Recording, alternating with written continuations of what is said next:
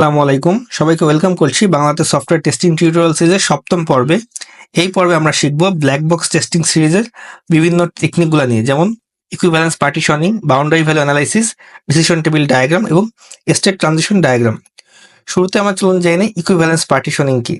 Equivalence partitioning হচ্ছে যখন একটা স্পেসিফিক রেঞ্জ নিয়ে আমরা কাজ করি, যেমন কোনো একটা ভ্যালু থাকে যে ইনপুট বক্সে এতগুলো ভ্যালু সাপোর্ট করে বা এতগুলো ক্যারেক্টার সাপোর্ট করে। তো এই যে একটা রেঞ্জ, এই প্রত্যেকটা রেঞ্জ থেকে যদি একটা ভ্যালুকে আমরা টেস্ট কেস হিসাবে কাউন্ট করি, তাহলে সেটাকে আমরা বলতেছি ইকুইভ্যালেন্স পার্টিশনিং।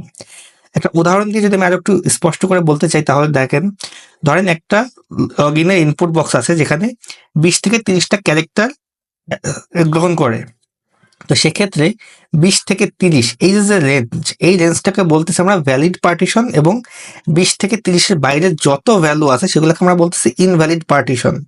যেমন 0 থেকে 19 পর্যন্ত আমরা যদি বলি সেটা হচ্ছে ইনভ্যালিড পার্টিশন, 20 থেকে 30 এটা হচ্ছে ভ্যালিড পার্টিশন, এবং 31 থেকে ইনফিনিটি পর্যন্ত যত ভ্যালু সেগুলোকে আমরা বলছি ইনভ্যালিড পার্টিশন, রাইট? কারণ হচ্ছে যে আমাদের শুধুমাত্র 20 থেকে 30-এর যে রেঞ্জ, এই রেঞ্জের ভ্যালুটাই সে অ্যাকসেপ্ট করে।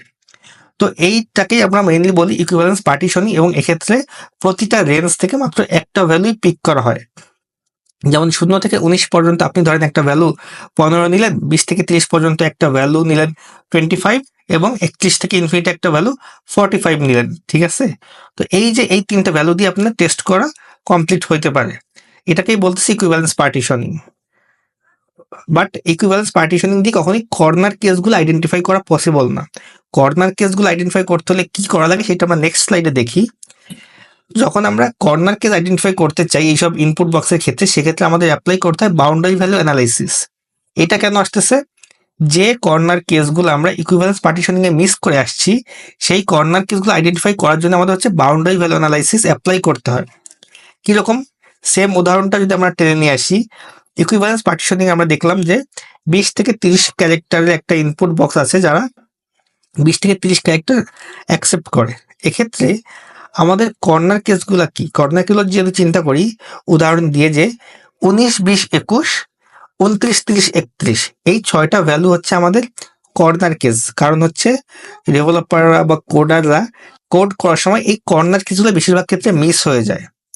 তো এইটা দেখার যদি একটা ইকুয়েশন বলেন সব বা ফর্মুলা বলেন, সেটা হচ্ছে এই যে আমি লিখে দিছি যে লেফট ভ্যালু -1, লেফট ভ্যালু, দেন লেফট ভ্যালু +1, বা লেফট বাউন্ডারি বা রাইট বাউন্ডারি। এখান দিয়ে আপনি বুঝতে পারবেন কি করে বাউন্ডারি ভ্যালু অ্যানালাইসিসটা কাজ করে। মেইন পার্থক্য জায়গাটা হচ্ছে ইকুইভ্যালেন্স পার্টিশনিং শুধুমাত্র স্পেসিফিক একটা ভ্যালু একটা রেঞ্জ থেকে পিক করে, আর বাউন্ডারি ভ্যালু অ্যানালাইসিস হচ্ছে আপনার যে কর্নার কেসগুলো ইকুইভ্যালেন্স পার্টিশনিং এ মিস যায় সেগুলো নিয়ে কাজ করে। ওকে, এবার আমরা চলে আসি ডিসিশন টেবিল টেস্টিং নিয়ে।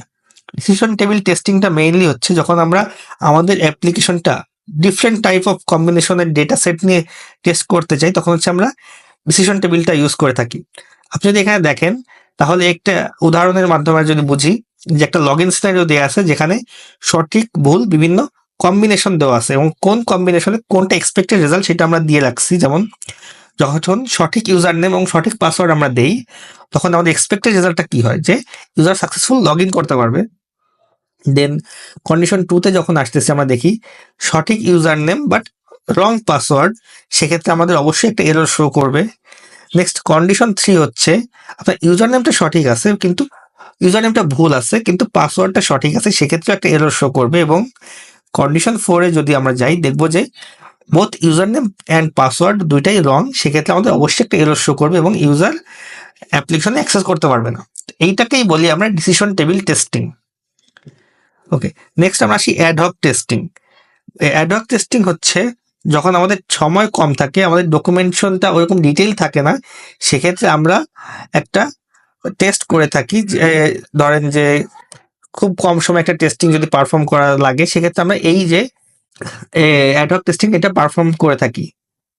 এখানে কোনো রেগুলার প্ল্যান থাকে না, কোনো স্পেসিফিক টেস্ট কেস থাকে না, জাস্ট এক্সপেরিয়েন্স বলেন বা রেগুলার ইনফর্মাল ওয়েতে একটা যে টেস্ট করা হয় সেটাকে আমরা বলছি অ্যাডহক টেস্টিং। এবার আসি আমরা এক্সপ্লোরেটরি টেস্টিং নিয়ে। এখানে আমরা হচ্ছে মেইনলি আমাদের টেস্টার আছি, টেস্ট ইঞ্জিনিয়ার যারা আছে তাদের ক্রিয়েটিভিটি যখন মিনিমাম প্ল্যানিং এ ম্যাক্সিমাম এক্সিকিউশন করা লাগে। ঠিক আছে, ধরেন হইতে পারে আমাদের খুবই টাইম ক্রাঞ্চ, আমাদের একটা অনেক বড় অ্যাপ্লিকেশনের কিছু একটা বড় অংশ টেস্ট করা লাগবে, বাট আমাদের হাতে সেরকম কোনো প্ল্যানিং নাই, কিছু নাই। জাস্ট মনে করেন একজন টেস্টার এই অ্যাপ্লিকেশন আগে কাজ করে আসছে বা তার এই ধরনের অ্যাপ্লিকেশনে কাজ করার অভিজ্ঞতা আছে, সে এই এক্সপেরিয়েন্সের ভিত্তিতে যে টেস্টিংটা করে থাকে এটাকে আমরা মেইনলি বলে থাকি এক্সপেরিয়েন্স বেসড টেস্টিং বা এক্সপ্লোরেটরি টেস্টিং। তো আজকের পর্ব এই পর্যন্তই, দেখা হবে পরবর্তী পর্বে।